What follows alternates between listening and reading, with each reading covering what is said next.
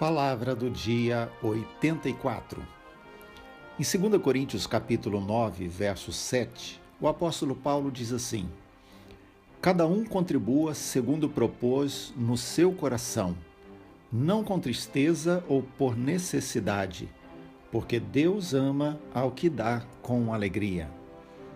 Essa palavra do apóstolo Paulo está inserida no contexto que já temos visto em outras devocionais, de ajuda para os irmãos que estavam passando necessidade na Judéia, e então os cristãos de Corinto são desafiados a se unirem a outros irmãos de outras localidades para, de alguma forma, contribuírem, ofertarem para amenizar aquele problema daqueles irmãos.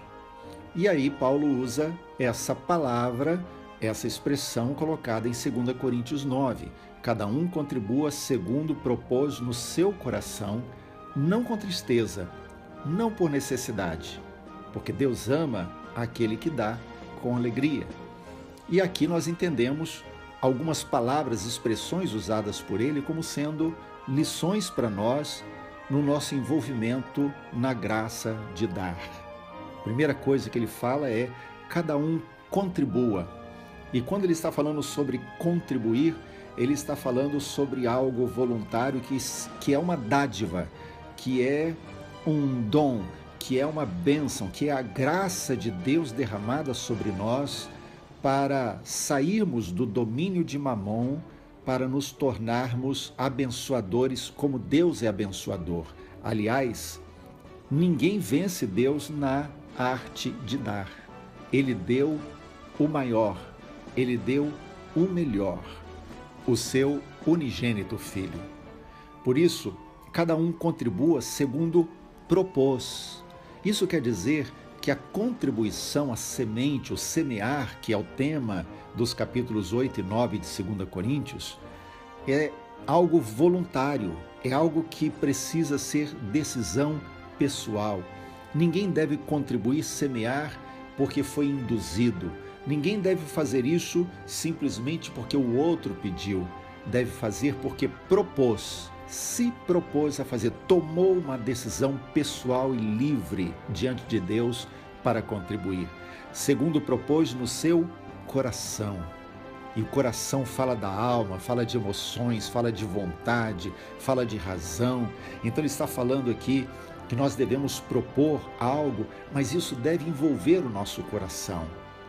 E não com tristeza, porque não deve ser peso. Contribuir não deve ser peso para nós. Contribuir com peso não é contribuir.